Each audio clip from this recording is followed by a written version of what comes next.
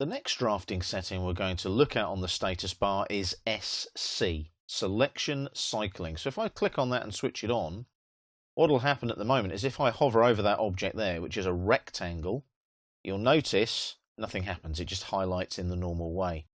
That's because there's only one rectangle there, drawn in the drawing. There's nothing drawn on top of it. There's nothing sort of over the top of it, if you see what I mean. Now, the reason that I say that is if I drew another exact same shaped rectangle, but on a different layer, you wouldn't know that there was another rectangle underneath. So let me turn selection cycling off. And what I'll do, we're on the internal layer now. I'll go to the rectangle command here on the draw panel. And I'll click that corner there using object snaps. Notice that's why I've got object snaps on all the time. And I'll just drag upwards to there and click again. And I've got a red rectangle. But I don't know that the blue rectangle is underneath. How do I check that? I could very easily just click there, and if I delete that by pressing the delete key, it's like, oh, hello, there's another rectangle underneath. I'll just undo that because I want both rectangles there. You'll sometimes get third-party drawings, and what you'll find is there's objects on top of each other and you don't know they're there. So selection cycling allows you to work out what is there. It's not a perfect tool, but it's very handy when you've got objects on top of each other like this. So I'll switch selection cycling on. Hover now, and you'll notice when I hover, look, see that little blue symbol by the crosshair? It's telling me that there is more than one object there. So when I click on that polyline now, I get the option, there's two polylines there, different colours. And I can go to the selection list and select the one that I want to select.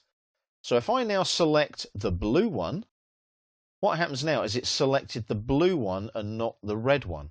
So if I press delete now, it will delete the blue one and the red one is left behind.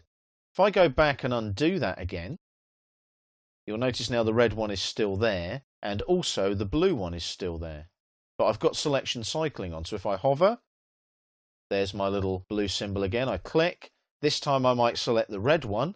If I delete the red one by pressing the delete key, you can see there that obviously there are two rectangles and the blue one was underneath. So I'll undo that again, and selection cycling every time it gives you that little blue symbol. So I'll click there. I'm going to select the blue one, and I'm going to hit the delete key and delete the blue one. Now with selection cycling on, if I hover, you'll notice there's no symbol because there's nothing underneath that red rectangle.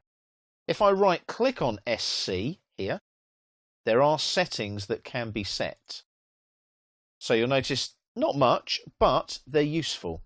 Allow selection cycling, obviously. Display selection cycling list box. Yes, you always want that to display. You want it to be cursor dependent as well, so it's close to the object you've selected. And in this case, the distance in pixels is 25, whereas the quick properties was 50, but that's because it's a bigger box on the screen. It takes up more space. The selection cycling is much smaller. And you want to show the title bar of the selection cycling so that you know what it is that's popping up on the screen. Later on, you might want to turn that off. I'll OK that. All those settings are fine. And the good thing about selection cycling, again, if you don't need it, you can just hit the SC on the status bar like that and switch it off. So that's selection cycling for you. Very useful on third-party drawings where you might have objects on top of each other.